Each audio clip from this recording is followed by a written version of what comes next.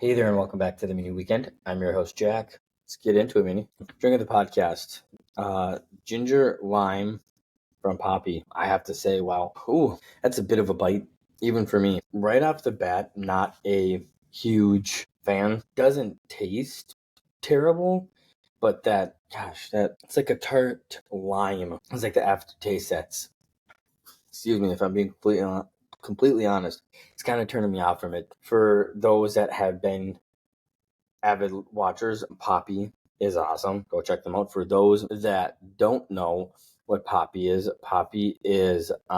they brand themselves as sodas back. So they're made with prebiotics, apple cider vinegar, 5 grams of sugar, and 35 calories or less. So they're essentially branded as like healthier sodas, and then take it from somebody who had learned the hard way. If you haven't tried these, I urge you to. They're delicious, and they're supposed to be good for your gut health. But because they have prebiotics and are supposed to be good for your gut health, you should not have multiple a day. The only time you should ever have more than one is if you're having like one in the morning, and then maybe you go to the movies and you have one late at night, like over 12 hours apart. Once again, learn that the hard way. So yeah, I want to go back to this page here for this ginger lime. I have to say, like I said, not one of my more favorite ones. It says, get some citrus, spice, and everything nice with the flavor so refreshing. It just picked up your tab.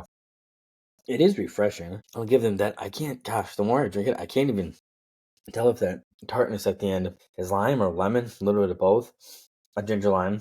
I'm sure the ginger and lime kind of mixed together maybe make a little bit more of a lemon taste. But yeah, guys, not my favorite. We've had a good amount. We're getting close to having most of them, but we've had a lot more of these poppies on the podcast that I would probably have. Gosh, I can't remember how many we've done, but there's for sure 5 or 6 other flavors that I've had on here that I would have before grabbing this one again. If you're into tart drinks, I would urge you try this one. If not, you might stay away. But yeah, Poppi, check them out, drinkpoppy.com. You can find them on Instagram, Threads, and TikTok. I'll go with the for it. Like I said, the taste itself isn't bad. It is refreshing, but that bite of that tartness at the end, it's getting me. And I apologize ahead of time. It's going to get me the rest of the podcast. So that's what we got, 4/8. Go check them out, drinkpoppy.com, Threads, TikTok, and Instagram. So yeah, despite being done with all Tommy sports for the year and looking forward to college football, which recruiting and stuff, well, I mean, I'm not kidding, has already happened, but it won't be long until we're talking about preseason stuff for the Tommies and for the Gophers. But there is some news earlier today on the 26th, Tuesday the 26th, Cooper Gay signs an entry-level contract with the Colorado Avalanche. Yes, you heard that right. Gay is the first Tommy to sign an NHL contract in program history. The Hanover native signed an entry-level two-way contract with the Colorado Avalanche of the NHL. It was announced earlier today. He played in 94 games for us, totaling 35 goals, 23 assists for a total of 58 points over the span of 3 seasons for the team. He was top 2 in CCHA this season with 19 goals and 7 power play goals. On top of that, he set career highs in marks, in goals, assists with 11, points with 30, power play goals, games played 35, a plus-minus of +6 during the Tommies' 19-win 24-25 season. On top of that, he was part of Rico Blasi's Believer class, the first crop of freshmen recruited to join the Tommies back in the 22-23 season. Their second season in Division I program hockey. And he was the third in program history to record a 30-point season. So a huge congratulations to them. He actually attended the Avalanche's development camp during the summer of 2024. Again, it is worth noting it is a two-way contract, so I'm willing to bet with how stacked and loaded that the NHL team is. I'm willing to bet he's going to start his time with the AHL team and maybe move up. Hate the Avalanche, but obviously, Cooper, wish you the best of luck going forward. It's huge. I cannot wait to see more Tommies getting on G League teams, possibly NBA teams, MLB, NFL. PWHL, NHL. So love to see it. Congratulations. So yeah, with that, the Frozen Four, or I guess it's not technically the Frozen Four yet, but the D1 Men's Ice Hockey Championship has been set. And in the Midwest bracket, the Minnesota Golden Gophers will take on the University of Massachusetts Minutemen. What's that? On the 27th, Thursday night at 7:30 p.m. And then they will play 2 nights later the winner of Western Michigan and Minnesota State. Western Michigan happens to be the 4th seed in the tournament. Boston College are the number 1 seed amongst the 16 teams. Maine was number 2. Michigan State, believe it or not, Michigan State was number 2. Maine was number 3, and then Western Michigan number 4. Michigan State, actually, the only second Minnesota team in there happens to also be the team from the CCHA that the Tommies would have come out of, and could potentially play them in the semi for the Frozen Four. Will be in St. Louis on April 10th, and then the championship game will be on April 12th. Huge, super fun. Boston College, the number 1 seed, will take on Bentley. Michigan State, the number 2 seed, will take on Cornell, and Maine, the number 3 seed, will take on Penn State. So from the Big Ten, crap, I didn't even realize that. From the Big Ten, they sent 1, 2, 3, 4 teams: the Gophers, Michigan State, Penn State, and Ohio State. So you could potentially see 3 Big Ten teams in the final, or in the Frozen Four. And then a little spoiler, or I shouldn't say spoiler, but not this upcoming season, but next season, when the men's team is in the NCHC, they will be taking on Denver, who happens to be in the region with the number 1 seed Boston College Eagles. So can't wait to get this underway. Always fun hockey to watch, and yeah, super fun stuff. Next on my list, March Madness. It has been a crazy, crazy tournament so far. Once again, you've heard me talking in the picks videos and all that kind of stuff. Can't believe we are already to the final 16 teams. Seems unbelievable to me. Quick recap for you guys. This is the first year I'm doing this, and I love it. I'm glad.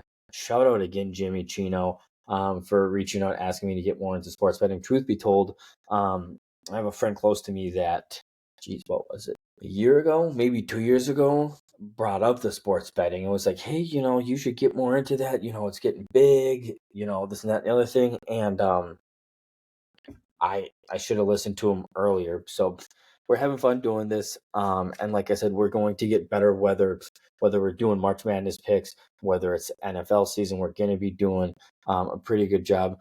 MLB opening day is coming up. I meant to have a couple opening week games, even though I'm not super knowledgeable on MLB. But with the MLB season opener coming up, I meant to have some games. Didn't get some, but I do have some Sweet 16 picks for you guys. So thought we'd just kind of go over some of our picks so far. So day 1, we went 2-2 in first, and the day 1 of the season. I won't actually go over every single pick. You guys probably don't want or need to hear that. Day 2, 2-2 once again, and then day 3, when we got into the round of 32, we had 5 picks, our usual 4, and then our bonus pick, and we ended up going 3-2. We went 3-2 that day to go 7-6, and we are now standing at another 3-2 day 4, sitting at 10-8 on the season, hitting 56%. Not great, not in the 60s, not in the 70s, not as good as our picks usually are for the NFL season. But like I said, baby steps. So yeah, like I said, insane to think we're already to 16 games here, or 16 teams here. I still can't believe we're at the end of freaking March. Spring will be in full force within the next week or so here in Minnesota. So without further ado, let's get into these games. We got tomorrow night. I meant to have up the game. So first game taking place at 6:09 p.m. tomorrow night, Thursday the 27th, on CBS. Number 2 Alabama taking on number 6 BYU. I won't lie to you guys, this game, I looked at it, and as much as BYU has been a good story so far, I don't really trust them here in the Sweet 16, and I think their run ends here. For me, there's just too much of a significant defensive differential between these two teams. It doesn't help that Alabama is literally the top offensive scoring team in the nation. I think they're going to get to the basket at will. They're going to knock down threes. So I fully expect them to cover the spread. So give me Bama -5.5 in game number 1. In game number 2, we have the number 1 seeded Florida State Gators, or University of Florida, Gators taking on the number 4 seeded Maryland Terrapins at 6:39 on TBS. And truthfully, I went back and forth on this game a lot.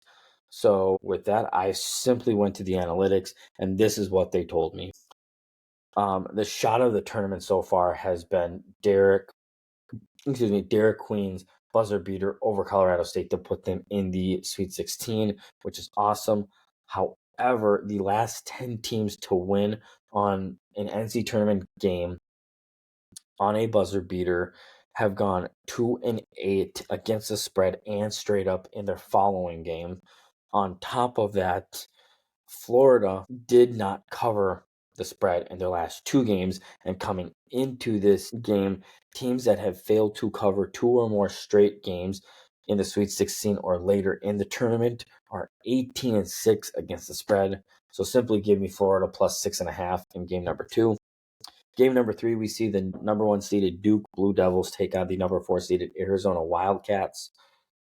That game will be at 8:39 on CBS after the conclusion of the BYU-Alabama game. I'm just going to keep this one simple. Straight up, I don't think the Wildcats defense is good enough to stay within single digits of this high-powered Duke offense. I think Duke is just one of those teams this year that if you see their spread in single digits or less than 10, you can comfortably take them. So it isn't a very exciting pick, but give me Duke -9.5. And then game number 4, the Texas Tech Red Raiders, number 3 seeded team taking on the number 10 seeded Arkansas Razorbacks. This game on TBS after that Florida-Maryland game at 9:09 p.m. After back-to-back upsets for the Razorbacks, I would usually look the other way and say, sorry, their luck is just running running out. But I actually think they can hang with this Texas Tech team. They seem to me to have some of those things that most teams would kill for in a great experienced head coach in Calipari, a very strong defense, and now what we're kind of seeing is a little bit of an underrated offense. I don't 100% think that Arkansas will necessarily win the game, but the 5.5 points, something tells me this is going to be a 1, 2, or 3-point game with either another buzzer beater like Maryland over Colorado State, or with one of these teams getting a defensive stop at the last minute. So like I said, in conclusion, with the 4 picks, give me Arkansas plus 5.5. And yes, you guys guessed it, for the 3rd straight March Madness tournament game, we have a bonus pick, excuse me, for you guys.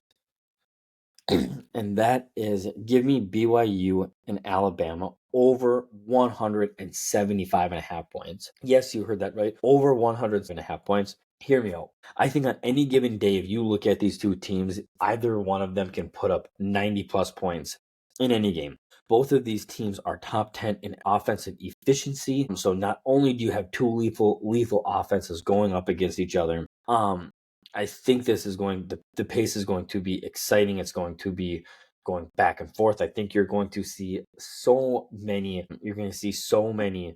possessions in this game, and you're not going to see a ton of misses. So I'm telling you guys, hammer that 175.5 points.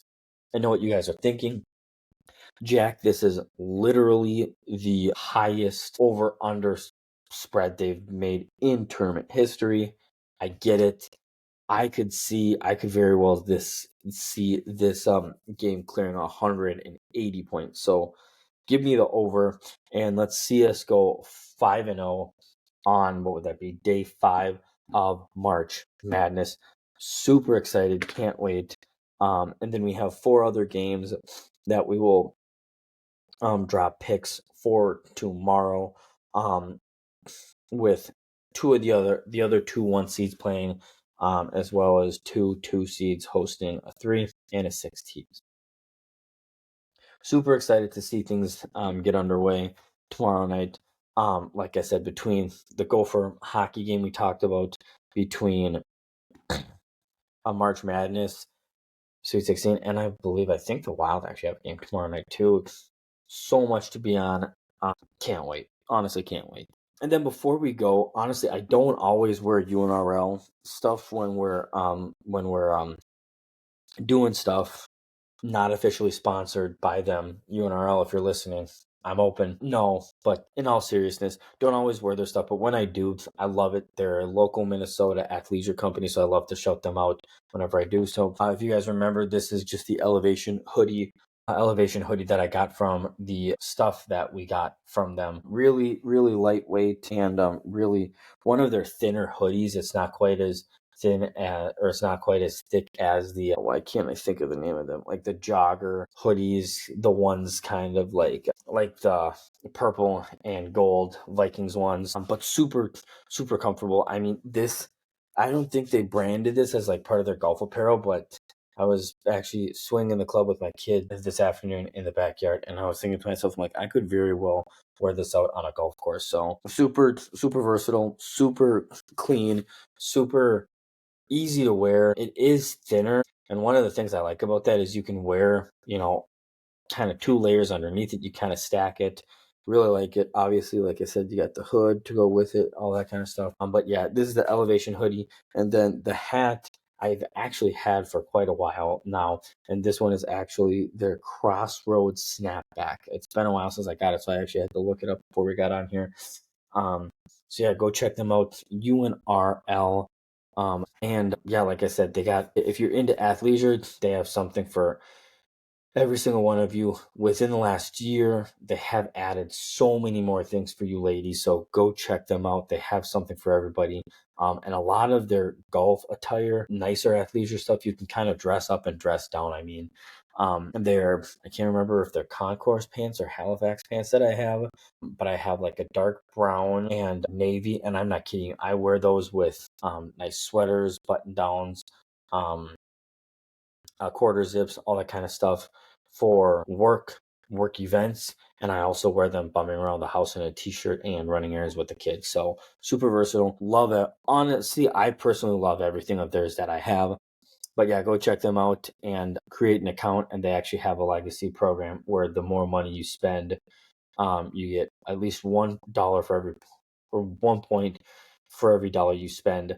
And it goes towards money off your future orders and all that kind of fun stuff too. So like I said, UNRL.com, you can find them on Facebook, X, Instagram, and LinkedIn. And I believe they actually have a TikTok page as well. I don't see their link on the website, but I'm pretty sure I've seen them on there as well. So yes, you will not be disappointed. Next up, we were just kind of talking about the tournament and the Minnesota Wild. I didn't have a ton on my plate here, but did want to come back to you guys and give you an update. There still is no. I was digging into it, looking, trying to look at Michael Russo's tweets, all that kind of stuff, and it doesn't really seem to be like there's any kind of a timeline for Kirill Kaprizov and Joel Eriksson Ek to come back, which is extremely unfortunate. You see this team finding a way to win and kind of be competitive in some of these games. Unfortunately, in the last, since the beginning of the early in the month, you look at that Vancouver game when we lost 3-1. We've been 1, 2, 3, 4, 5, 6, 7, 8, 9, 10. 10 total games, and we are 4, 5, and 1 in that span. So not where you'd like to be ideally. And the unfortunate part, this isn't a truthfully take, but we're unfortunately in a spot where as good as Rossi is, as good as Boldy is, as good as Spurgeon is, as good as some of these guys are, other than Kaprizov and Joel Eriksson Ek, I just don't see how they can beat really good teams like Dallas, Vegas, Washington, New Jersey, who's right in the thick of things. We got Dallas again. We got Vancouver again. Thankfully, after these next 3 games against Washington and New Jersey, it does lighten up a little bit. We take on 2 New York teams. We got Dallas, but then we got San Jose, Calgary, Vancouver, Anaheim, which should be a bit better for us. The unfortunate thing coming into this season, one of the things Dan talked about was the Wild getting into the without really having too much worry. Or no, it wasn't that. It was he essentially alluded to the Wild were going to make the playoffs with ease, and it wasn't going to come down to like a last day thing, which could very well honestly be the case, but I don't think it's going to be as comfortable as he predicted. Just like everything else, I don't think anybody could have seen us getting riddled with injuries this year, especially with our star player like Kirill Kaprizov. Like, even if we got injuries here and there from Joel Eriksson Ek, Brodin, Spurgeon, all those kind of guys, even when you have your star player, they're able to at least keep you afloat a little bit here and there. But again, the gap is just starting to close. You see the Winnipeg Jets being the only team in the Western Conference who have clinched a playoff berth. The Blackhawks and San Jose Sharks have been mathematically eliminated. But yeah, it's interesting. You look at the Central Division. The Wild have 10 games left, and with that, they only have a 2-point lead on St. Louis for the first wild card spot. And on top of that, they're 6 behind from the Colorado Avalanche for that 3rd spot. And the Dallas Stars are in first, and they're 11 points ahead of us. So, truthfully, I think at this point, we just lost to Vegas a couple nights ago. It's looking like it's going to probably be us playing the Winnipeg Jets or the Vegas Golden Knights right away. And after Kirill went down, when we were still being pretty good about winning games despite without him, I had this as, hey, because at the beginning of the year, you looked at all the things we had, and you heard us talking about it on the preview podcast that, hey, this could potentially be a team that could make a legitimate case and a legitimate run deep into the postseason, not necessarily cup contenders yet, but make a deep run.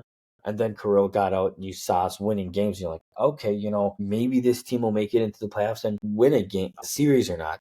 If I'm being completely honest, I think the expectation for this team right now is just to make the playoffs and be competitive in a first-round matchup. Having to play the Winnipeg Jets or Vegas Golden Knights right away is going to be taxing and tough. But hey, once the playoffs start, everybody's 0-0. So anything can happen. And that's really all I had for the Wild Minnesota Timberwolves. This week, the Minnesota Timberwolves bring us to our Truthfully segments. So until we've done it a couple times and people have kind of brought on, once again, it was brought to my attention pretty recently that I use the word truthfully a lot on the podcast. And this person recommended, usually when you say truthfully, it's followed by hot takes, bold predictions, stuff like that. So you should have a segment on the podcast where that's all you talk about. And truthfully, in the coming weeks with playoffs coming, another NFL season upcoming, there will probably be a couple hot takes and a couple bold predictions we will talk about.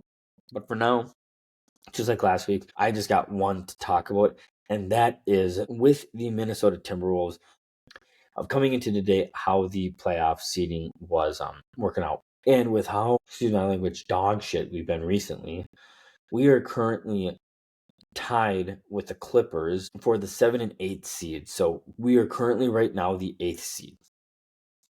Truthfully, I think the Timberwolves have a good matchup as an 8 seed or 7 seed having to play the Houston Rockets or the Oklahoma City Thunder in the first round. I would have to probably lean towards the Oklahoma City Thunder being a preferred matchup for us. And the reason why, I will tell you right now. The Oklahoma City Thunder shoot an absorbent amount of three throws, specifically SGA. I was recently listening to Austin Rivers' podcast, and he with his co-host were essentially talking about them having a hit of reality in the playoffs. Again, they're getting a lot of fouls called. SGA is going to the line a lot. And Austin Rivers made a great point of as soon as playoffs start, a lot of those things don't get called. And I hope that Anthony Edwards kind of matures this year from last year, because that goes the same for him. This Minnesota Timberwolves team plays hard-nosed defense. They're not dirty. They're not chippy. They're not, borderline getting fouls every single play. But I could just see our defense, if we're playing our game, being stifling.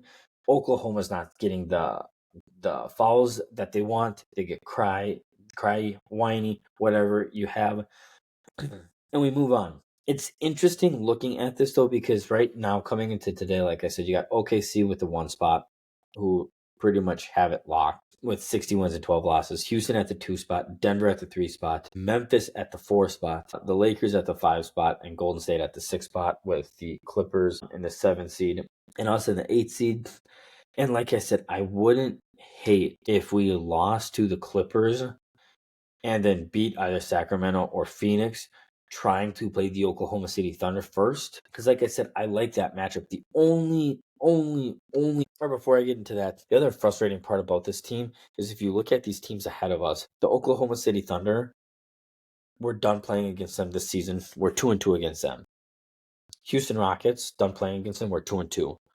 Memphis Grizzlies, we still have a game to play with them, and we still have a game to play with Denver, and we're 3-0. We still have a game to play with Memphis, and we're currently 0-2. They're the only team above us that we haven't beat. LA, we are 2-2 against, and Golden State, we are 1-3 against, and the Clippers were a perfect 3-0 against. So the fact that 6 of these teams we have a winning record or are just as good as in the regular season is beyond me. It just, again, goes to and attributes to the fact that this team this year, despite how much talent we have, has just been wildly inconsistent. We're winning games that we shouldn't be in, and we're also beating teams that we should, but we're also losing half those games too because of careless turnovers, throwing up too many threes, or God knows what. So super frustrating. But like I said, so going back to that, looking at this, because obviously with how the season is going, the chances of us being a championship contender is not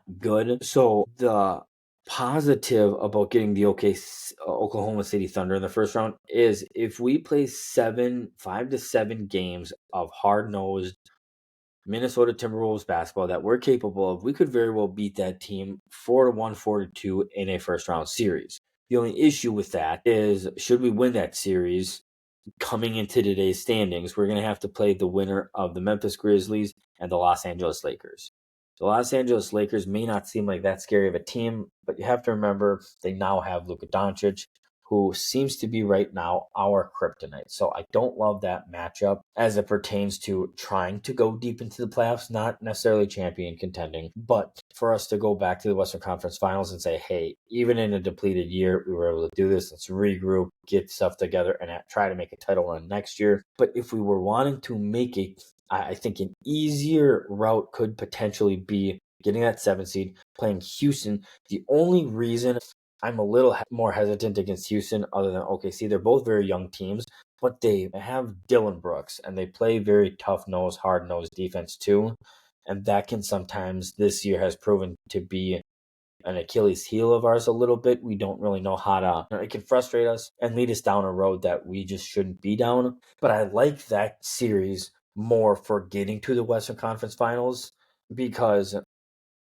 again, standings as they are right now, should we beat the Houston Rockets, we would have to play the winner of Denver and Golden State, which in a 7-game playoff series, I like our chances against either of those teams. We've beaten Denver before, and we've beaten the Golden State Warriors before, and I think both those teams would be pretty beat down after a 6 or 7-game series. So that's what we got on our Truthfully segment today. Like I said, truthfully, I don't hate us kind of staying off the gas and trying to stay into that stupid play-in tournament.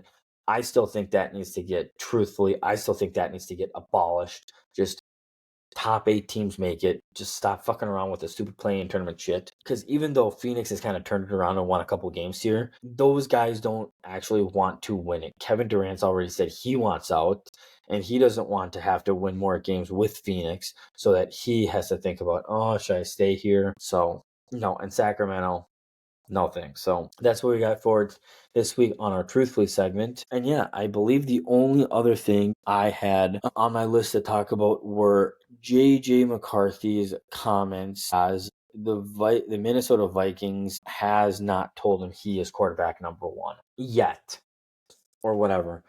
I go back and forth on this because on one hand, like, I understand you're a young guy, but on one hand, you're thinking to yourself, like, well, we didn't re-sign Sam Darnold. We didn't re-sign Daniel Jones. We haven't signed Aaron Rodgers. Like, what else do you need to tell? Like, do we really need to kind of baby you and, oh, yeah, you're going to be our quarterback one going forward? But at the same time, I'm sure part of the Vikings are, hey, you're our guy, but you still need to go out and earn it and show us that you're, the guy.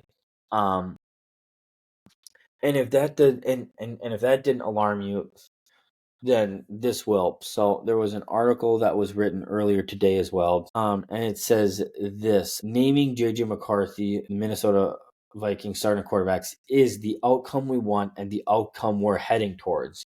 GM Kwesi Adefo-Mensah said Wednesday in the first comments from an organizational decision maker since the team embarked on a $300 million offseason shopping spree that included direct conversations with free agent quarterback Aaron Rodgers. Despite there already being talks that we weren't having him in, Adefo-Mensah refused on multiple opportunities to rule out the possibility of revisiting discussions with Rodgers late in the offseason if he is still available. And part of this just kind of confuses me because I can't help but think that it's Kwesi that potentially wants him, and Kevin O'Connell's like, no, fuck that. I don't need a veteran quarterback like that. Like, hopefully, Kevin O'Connell looks at Aaron Rodgers as he's a head case, he's a locker room cancer. It's going to be his way or the highway, and that's not the case. It's my way or the highway. Like, I'm the guy here.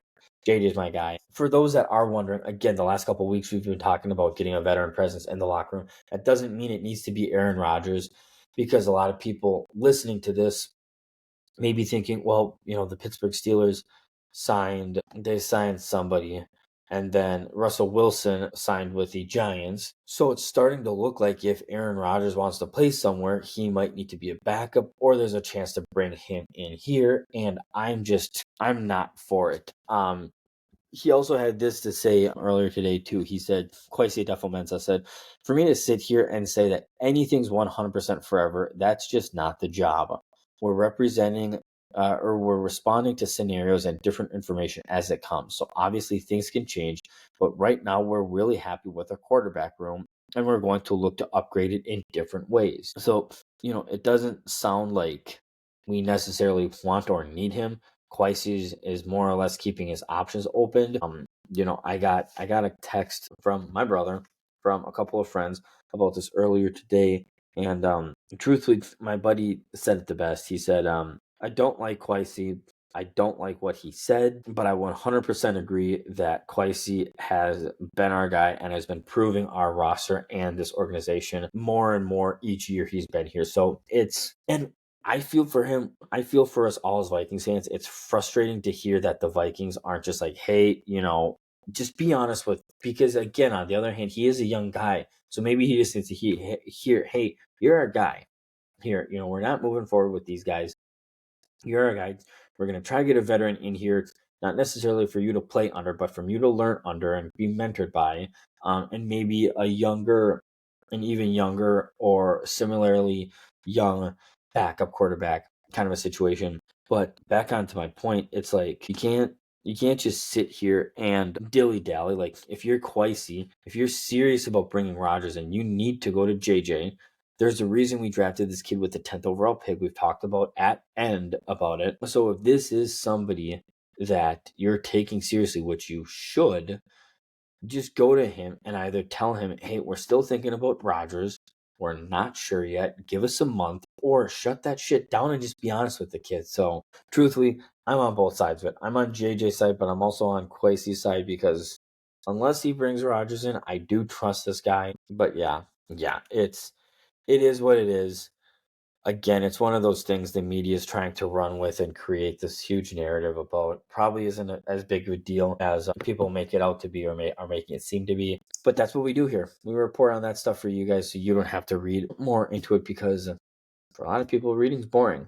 I happen to love it. But then before I let you guys go, we will actually not be on next week on Wednesday. Our next podcast, it'll be a live stream on Tuesday, April 1st at 8 p.m. No, this is not an April Fool's joke. That'll be the next podcast live stream. And what we're going to be doing on that live stream, it'll be kind of like a tournament. It'll be after the Elite Eight of the tournament and before the Final Four. So it'll be kind of recapping the tournament through the Elite Eight and kind of previewing the Final Four teams. Talking a little bit, I'm sure, about the Gophers, who announced Nico Medved as our new basketball coach at the U of M. But yeah, that's what we will have for our next podcast. And then the week after that, the week of, what would that be? The 8th to the 7th to the 11th, we will not have a podcast as I will be out of town. So in summary, tonight's podcast, next week we will be live at 8 p.m. on Tuesday, April 1st. No podcast the next week, but then coming back to you guys on the 16th and gearing up for NBA and NHL playoffs. So excited about that. Can't wait to get that going. Can't wait for another live stream for you guys to enjoy. So I will leave you with that. Till next time, Minnie.